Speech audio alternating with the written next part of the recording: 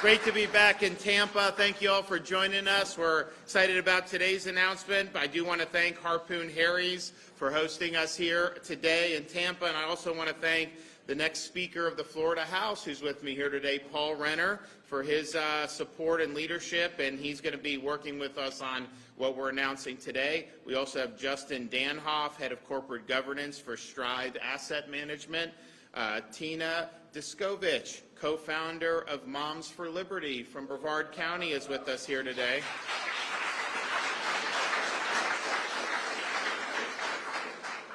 And Mark Dubina, retired state law enforcement officer. So we're going to have some important announcements today. First, I'd just like to point out, we just saw President Joe Biden test positive for COVID, right? And, I've said, we obviously wish him well on that. But, this is a guy that has taken how many booster shots? I mean, seriously, done all this stuff and gets it. And there's nothing, it's nothing wrong. This is just a fact of life. But yet he still insists on imposing vax mandates through the federal government. Yes, we beat them on the business mandate. We've not complied with the medical mandate, but they've kicked people out of the military based on these COVID shots. They're trying to kick people out of the National Guard around the country based on these. And so, these are shots where you take all these boosters and still get infected. There is no justification to impose those mandates on anybody. And whether it's federal contractors, which is still being litigated, is on hold, whether it's how some of these people in the military have just been treated so horribly, this is just wrong. And so hopefully he'll use this as an opportunity to admit that he was wrong, reverse those policies, let people earn a living. Why should people choose between a job they need and a shot they don't want? That is not a choice that we put them in Florida. We don't make people make that choice. We protect their right to make these decisions. And so I think the military people that have been let go, they should be, we have this massive recruiting problem. Hire back the people that you fired because of the vax. I mean, they were doing good. They weren't fired because of performance. It was because of this one choice, which most of these military members had already recovered from COVID too. They used to criticize me for saying that you have immunity through prior infection. The media would. Now all the studies show that, so they kind of begrudgingly have to admit it. But that was obvious, a long time ago. And so it's just wrong to be doing that, to marginalize all these folks. And quite frankly, I think some of the mandates I think there's a lot of factors for why the recruiting is so poor into the military. I mean, honestly, some of the stuff we're going to talk today about woke ideology, that is playing a role. There's no question about it. I think some of the other things about, what is the actual mission, all that. So I think there's a lot, but I do think having a mandate, I think it's harmful for that. So let's get real here. Let's understand that this is not something that is based on evidence or based on science. It's based on exercising power over other people. That's the only reason they're doing it, and it's wrong. So let's hope we can get in a much better direction. And speaking of exercising power, well, today we're here to talk about something that's really become very prevalent throughout the upper echelons of our society. And that is imposing woke ideology on the economy, usually by some of the biggest economic actors that we have in our country, whether it's Wall Street banks, whether it's major asset managers, whether it's big tech companies.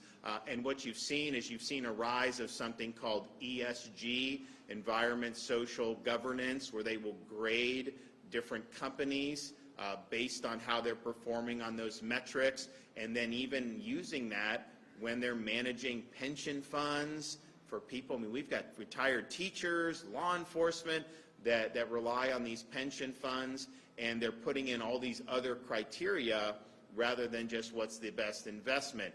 You've also seen companies flex their muscle in a variety of ways, in ways that are more political. So we're going to talk about a couple of things we're going to be doing, but this is an important issue because it raises the question of, who governs society?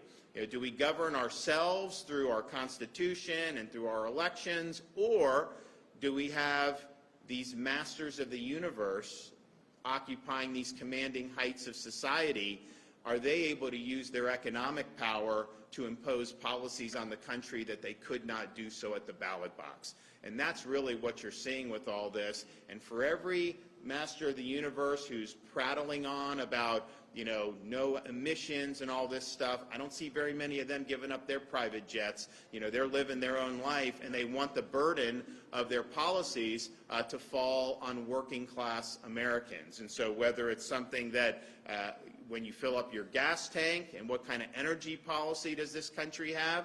I mean, I think we should be energy independent in the United States. I think we should utilize our own resources here in the United States. Well, I think a woke capital and the ESG movement would say the opposite. I mean, they would say stop producing here in the United States and basically make us more dependent on foreign energy and make Americans pay a lot more, not only at the pump with their utility bills and everything else. So that's wrong. But here's the thing. If they ran on that policy, they would have a hard time winning a lot of elections on that policy, because that's not what most Americans want to see. They want to see affordable energy. They see how much it impacts their family's budget and the overall economy. You've also seen different institutions effectively collude to disfavor certain industries, like the firearms industry.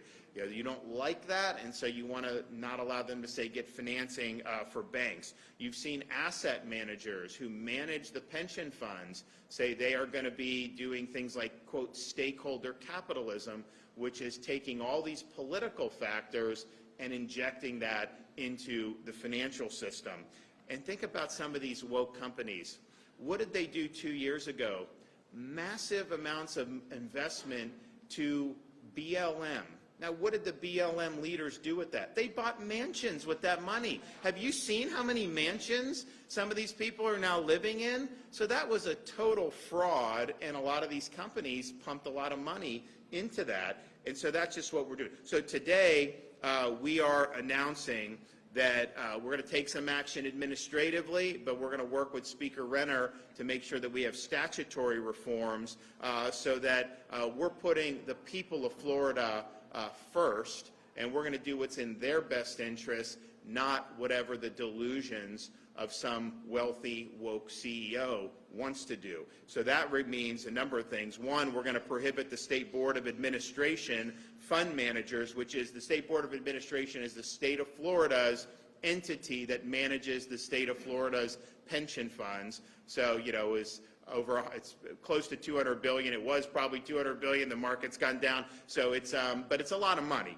And so we want to make sure that they are not using political factors when investing the state's money. We want them to invest the state's money for the best interests of the beneficiaries of those funds, which is, again, the people that are retired cops and teachers and other public employees.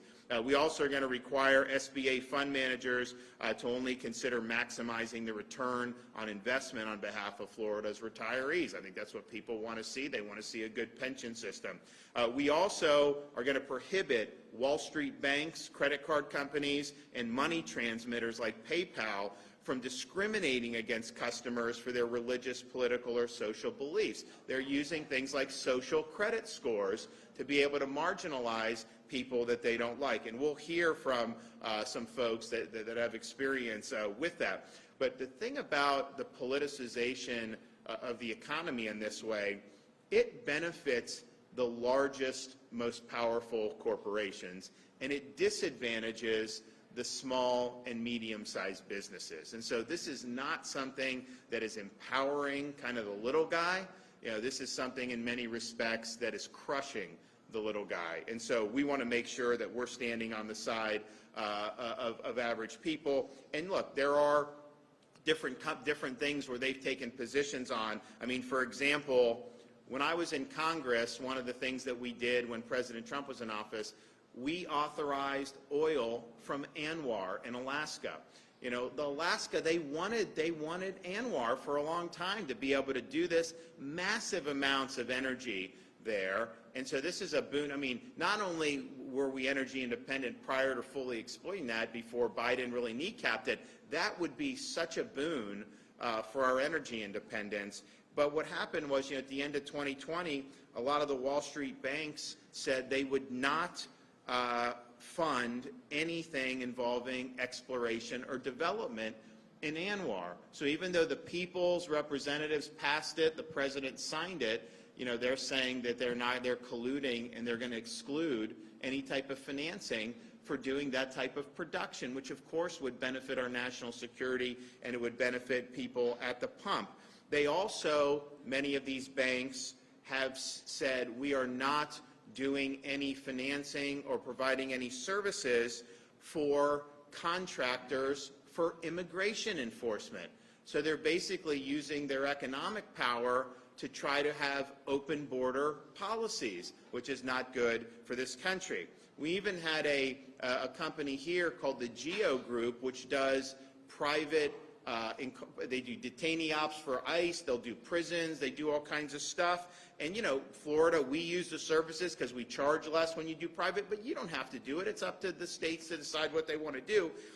But all these Wall Street banks cut off the credit to the Geo Group because there were activists who want to abolish police, abolish ICE, that were giving them a lot of blowback for providing that financing. And so they weren't able, those activists cannot implement those policies through the ballot box. People don't want to abolish prisons.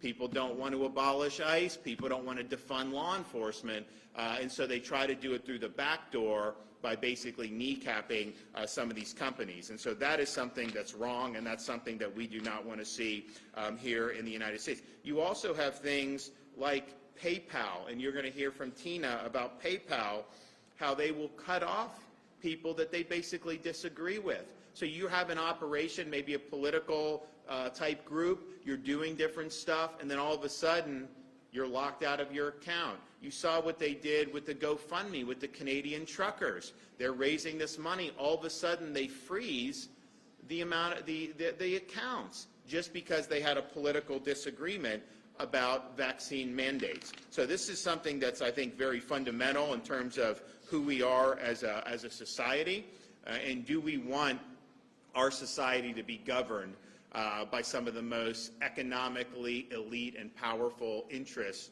in society. And I think our economy is going to be much better off if everything is not politicized. It used to be like your businesses would do, it wasn't a political issue. You didn't have to take positions on every little thing. Now, almost everything that's being done, there's a whole political overtone to it, and that you can't run an economy effectively if that's the case. That's not good. Clearly, we've got a lot of economic problems under Biden with what he's done since he's come in, with the inflation, the gas prices. We're going to get the GDP report, but it's basically been textbook that if you have 2 consecutive quarters of negative GDP growth, you're a recession. Well, now they're trying to redefine what a recession is.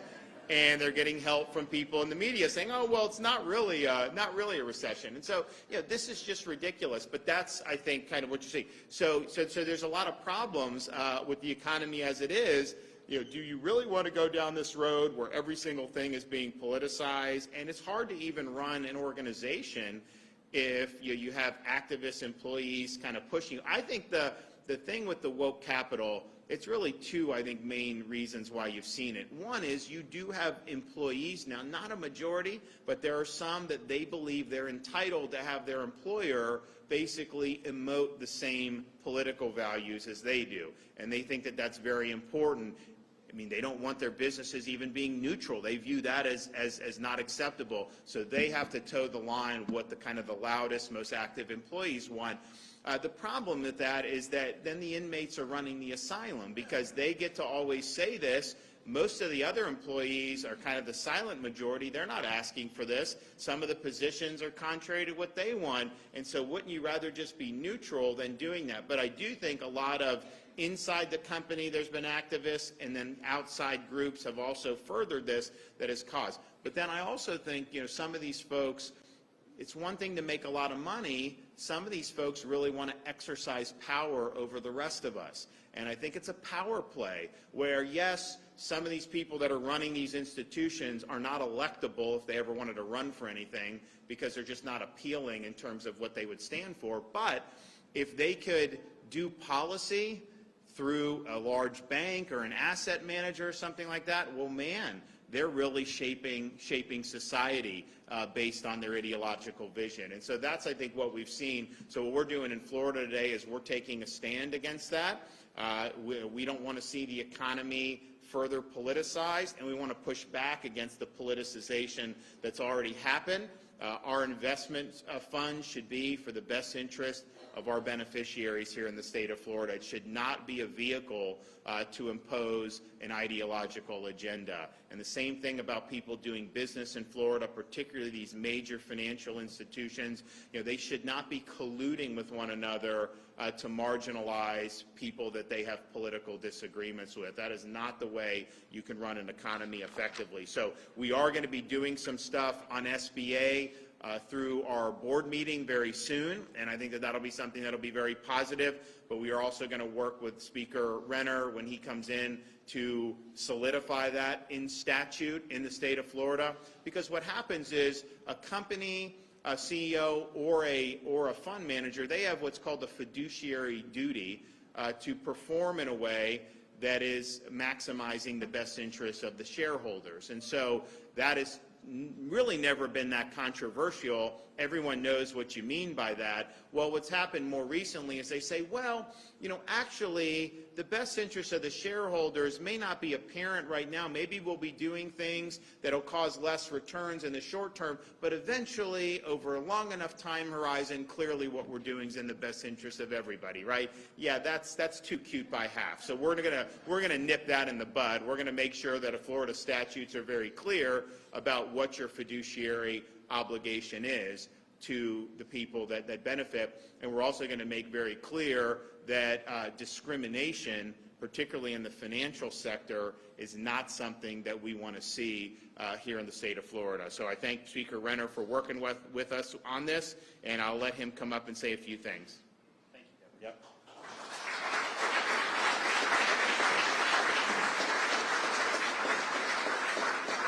I just want to thank the governor for his leadership on this very, very important issue, which is basically a global elite weaponizing American capitalism against us. This is both a national security issue and a pocketbook issue. And so what we have is these large corporations and banks that are pursuing a woke agenda that is artificially driving up our cost in energy, where there's a reason why we haven't built new refineries. There's a reason why we're not drilling for oil, even though we have more reserves in this country than any other place in the world. It's because the banks and this woke agenda is choking off their ability to get financing to do that, which is artificially driving up the cost that you and I pay at the gas pump, that you and I pay in our electric bill, and so forth. The same is happening, as the governor described, on open borders. If they can't, which they know they can never pass, no Americans will support open borders. But what they're doing basically is choking off the companies that provide the detention facilities to ICE so that we can track these people and know where they're going. And they're doing the same even in agriculture. So if you're a meat eater, get ready. They're against meat, and so they're driving up food prices. So they're undermining our energy security and driving up prices. They're undermining our border security, and they're driving up food prices and undermining our food security. Well, if you were trying to take down a great nation, my question is this: what would you do differently? What would you do differently? And the biggest problem, as the governor mentioned, is that they don't care about we the people. When we go and vote this year, we have a governor who is out fighting for people, who is concerned about the affordability issues that we all face now with Biden's inflation. And we go out and we campaign and we win the vote. And we have Floridians who say, this is the direction we want to go. These people don't care. The next day, they're still going to be trying to choke off our energy independence, open our borders, choke off our agriculture sector, and basically weaken this country for their own woke agenda. Well, today the fight has been joined. And the great thing about our governor, and the reason I ran for office, is because we didn't have enough people who had the courage to fight. We have a governor who has the courage to fight, and the legislature will be joining him in that fight to make sure we push back on behalf of people. This is a pocketbook issue, and we will not relent until we start dismantling this dangerous form of ESG.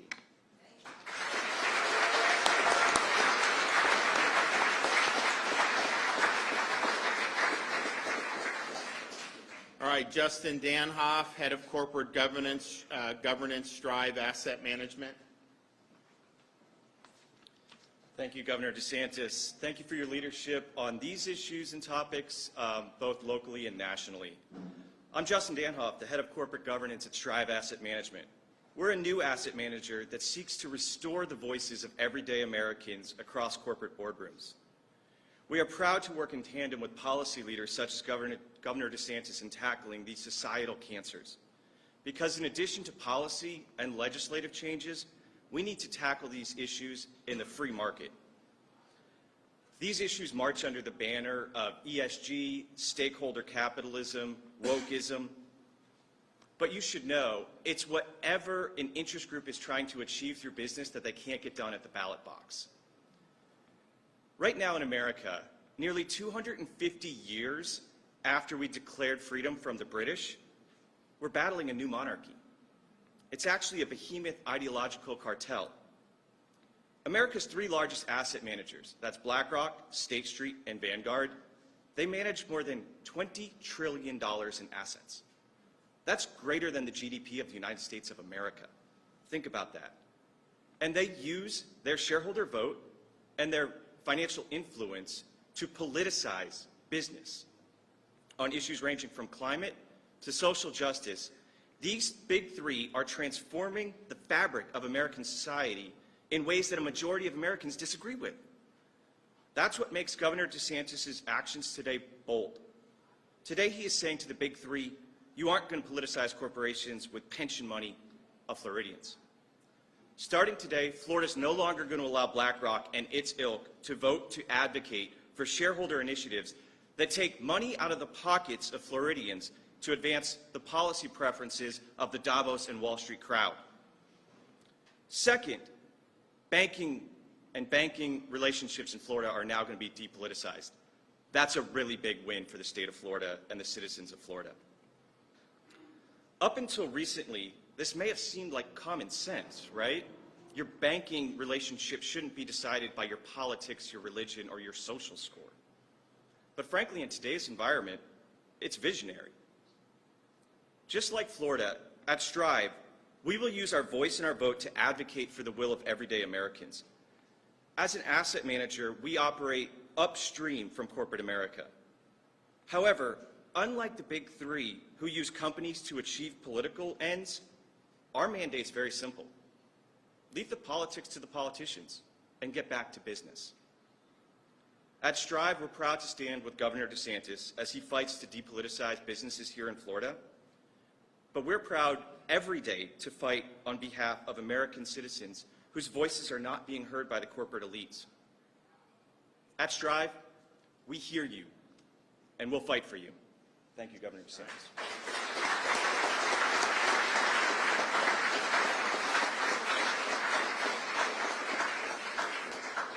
All right, Tina, Moms for Liberty.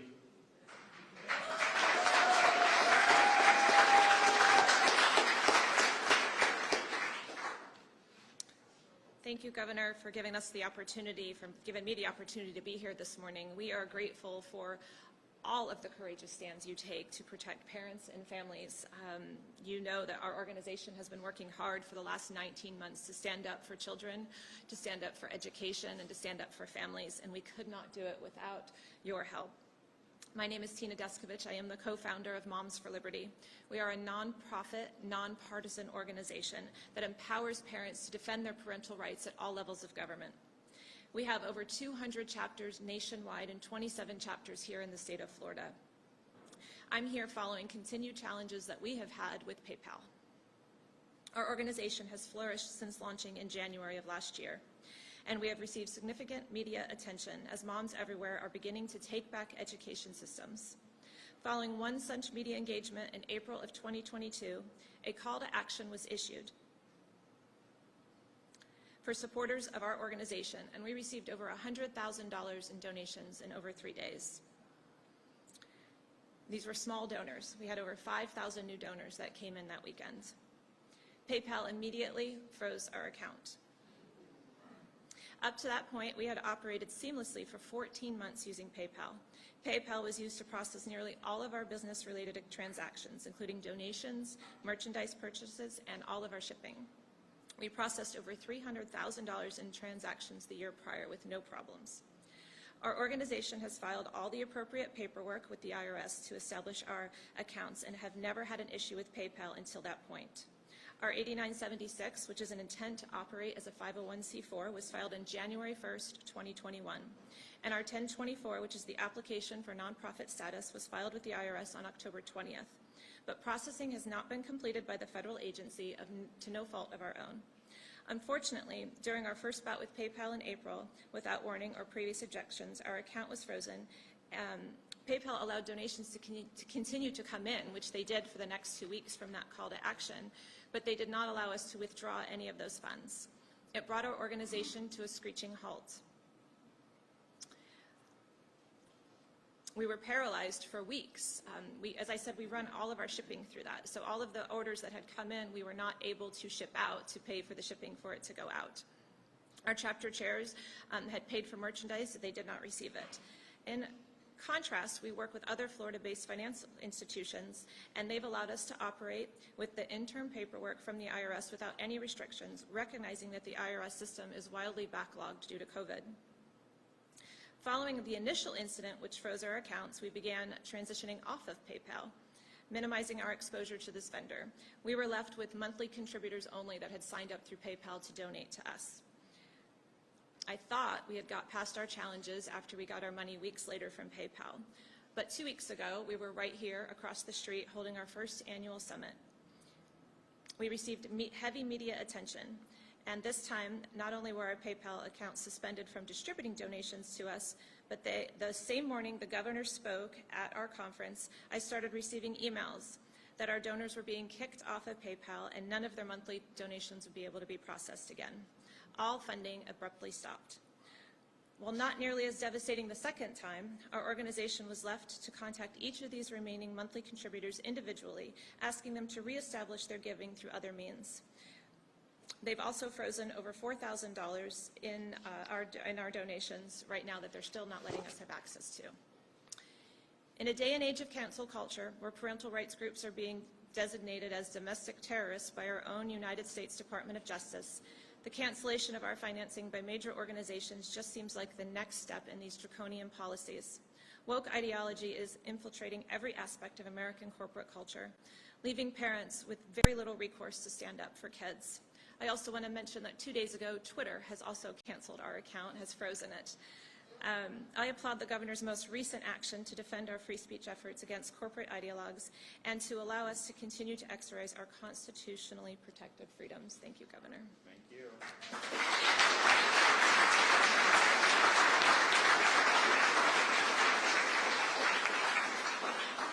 All right, and retired from the Florida Department of Law Enforcement, Mark Dubina.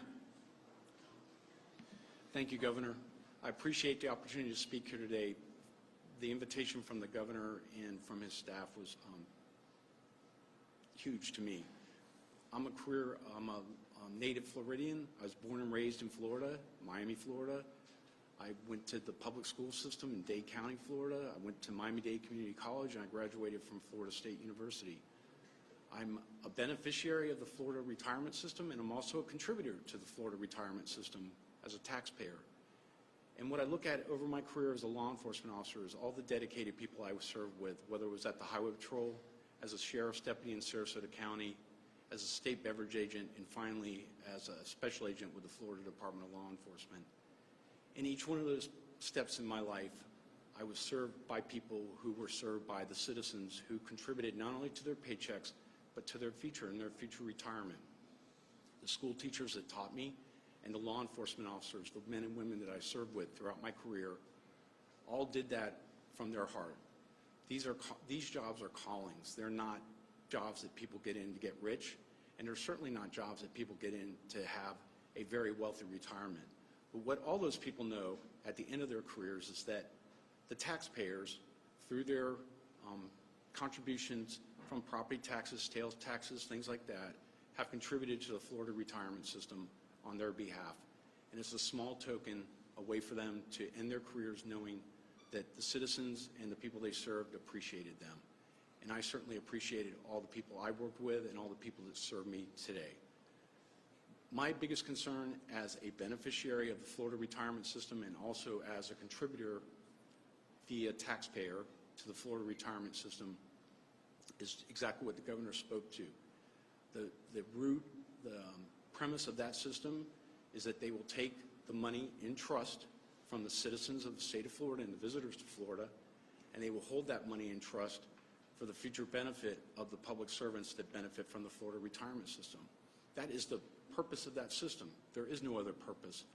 To hold that money in trust for the future beneficiaries of that system and use that money wisely and respectfully to the taxpayers and visitors of Florida that contributed to that system through taxes. So what I'd like to leave here today with is a statement that the Florida retirement system should be exactly what it was set up to be.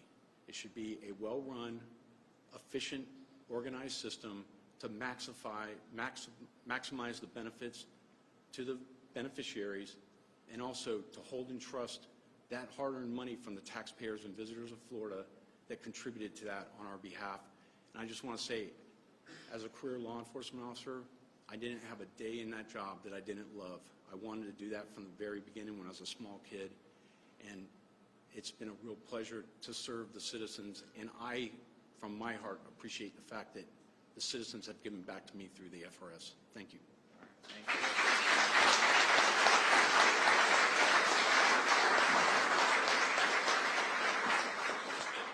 And another thing, I mean, if you look at these ESG funds, they've performed poorly.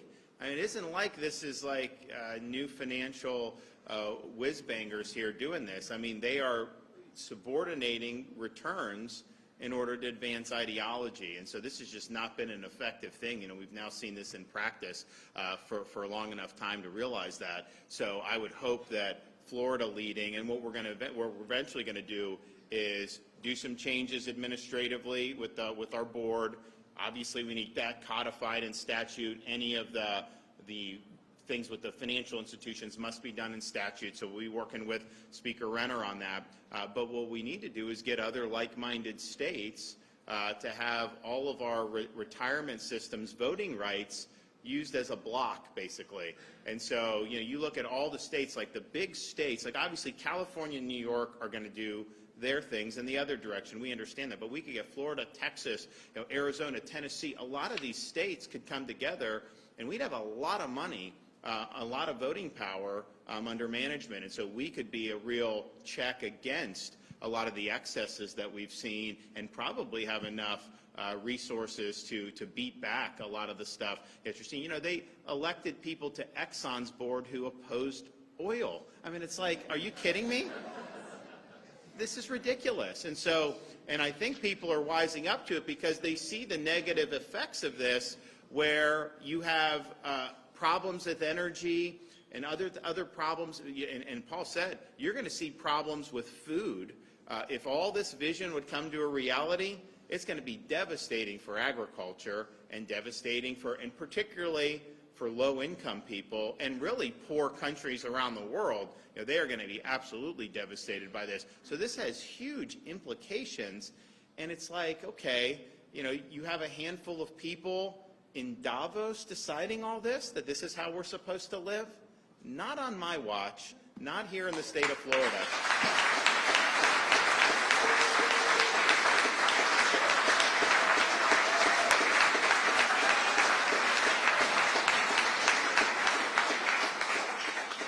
Okay, Masha, off-topic question, I know. Thank you so much for being here, Governor. It's about property insurance. As a new report, Florida's insurance commissioner put 27 property insurance companies on the watch list. He referred them for enhanced monitoring for mostly two reasons: because they requested a rate increase or because they were not renewing policies. So my question is a simple one: are the vast majority of property insurance companies in Florida in financial trouble? So I think he also sent, I think you saw the letter he sent to the rating, and if you look 6 months ago to now, those companies by and large are in better shape than they were 6 months ago, largely because we enacted reforms, and Paul and I are going to do even more in the next legislative session. And so it's our view from the insurance commissioner's perspective, also Jimmy Petronas, Chief Financial Officer, is that we've seen some stabilization that was much needed. And so they were arguing against the downgrade. That has now been punted, and we don't think it's going to be necessary. But what we're going to do, and what they're going to do, is say, okay, you have some of these companies, the companies that are really solvent, you have the price increases have been less than the ones that are struggling. They try to jack up the rates.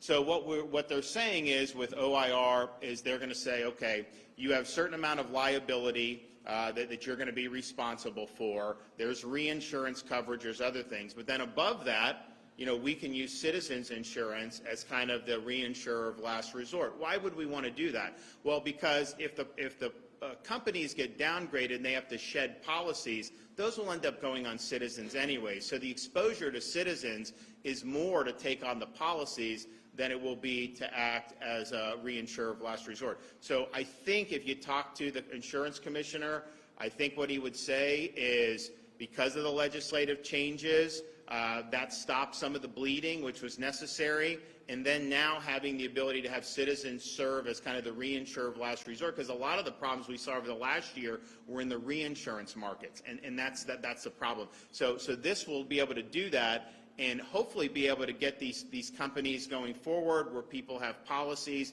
And then I think when Paul comes in, we're going to be able to do even more. Now, we did do stuff where, we put $100 million into where you can do repairs on your homes and you get a reduction in the property insurance rates, which I think is good, and we want to build off of some of that success. But that is what they're working on. That's what they're going to go forward with, and I think it's a really good idea. Yes, sir.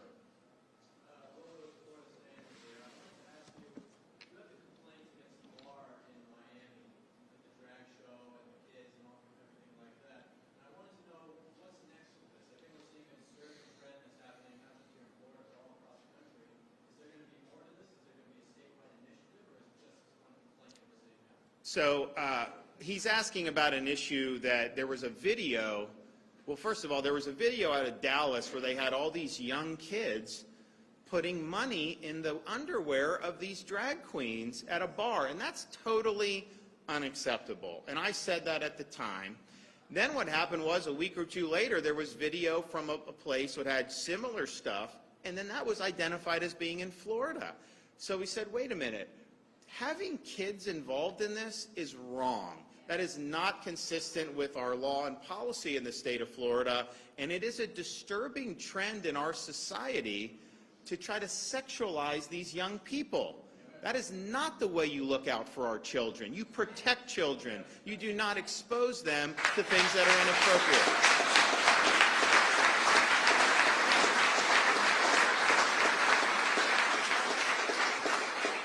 So they had this video, and it's identified in Miami. So it's Department of Business and Professional Regulation. They started an investigation.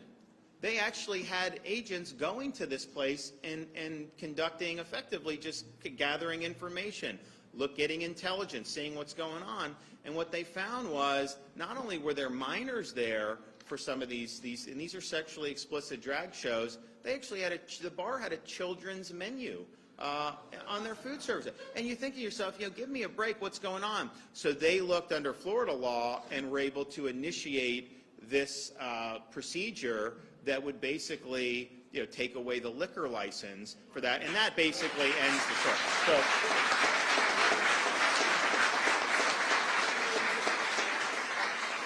So this is so they gathered the evidence, they moved. It doesn't mean that there may be more, and if there's evidence of that, the agencies in Florida are going to respond. I mean, we take the well-being of children very seriously. We want to make sure.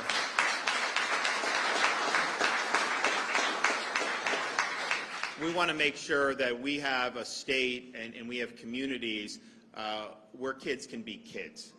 And if you think about some of the battles we fought, whether it was with the parents' rights in education, whether it's having to battle against Disney and all these other things, at the end of the day, and look, I'm sensitive to this. I've got a 5, a 4, and a 2-year-old. My wife and I back home, and we get our money's worth out of that. Being parent is the most important thing we do. It's also very challenging enough as it is. And so I think parents, particularly at this time in society's history, should be able to have their kids go to kindergarten, watch cartoons, just be kids, without having some agenda shoved down their throats all the time. And that's what we're fighting for.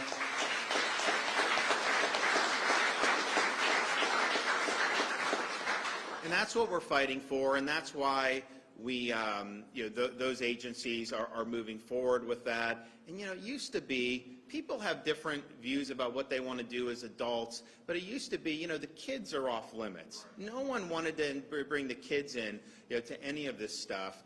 And we've got to get back to that. And I can tell you, in Florida, we are going to make sure that happens. And I know the Speaker will be standing with us to be able to do things legislatively if that's required, just to make sure that our kids can be kids in the state of Florida. And when they were doing the Parents' Rights in Education, some people were trying to say, oh, this stuff isn't in the elementary schools. No one's doing that. You guys are just doing that. In reality, you've seen Los Angeles put out this stuff, New Jersey. And basically, this will be for elementary school kids where they're instructed to tell them, well, you may have been born a boy, that may have been what you said, but maybe you're really a girl. That's wrong. That has no place in school. So that is happening in our country. Anyone that tells you it's not happening is lying to you. So I think what we did in Florida was very important to lay down a marker to make sure that that's not something that gained a foothold here in the state of Florida, and that, again, our kids are able to be kids and be able to live in it. It's a great state to live in. We've got a lot of great stuff going for us. There's a lot of families around the country that wish they could come and move their families to Florida. A lot of them did for a variety of reasons, not just taxes. People were fleeing draconian COVID restrictions to be able to live in a free state. I've had families tell me they moved because they did not want to have COVID vax mandates for their school children, because that was going to happen in some of these other jurisdictions. So they moved here to be able to preserve that freedom. We've had people here move because we're a law and order state, and people want to live in safe communities. And so I think what we've done is take action, whether it's protecting people's freedoms, jobs, businesses, safe communities, children, to really have a better quality of life. Because I can tell you, in these places where they've let the criminals run wild, in these places where they haven't stood up for families, the quality of life has gone down. I mean, there's just no question about it. So we're not going to let that happen here in the state of Florida. Thank you all. God bless you. Appreciate it. Thanks so much.